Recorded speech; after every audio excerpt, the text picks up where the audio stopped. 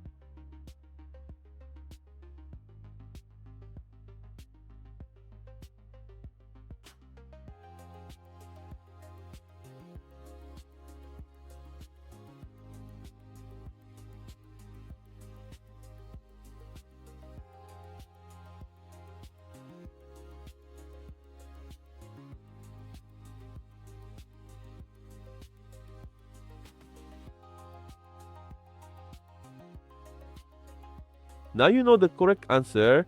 If you got it right, comment below. If you got it wrong, don't worry. This type of expression tricks many people. Leave your like and subscribe to the channel and follow the upcoming challenges. See you in the next video.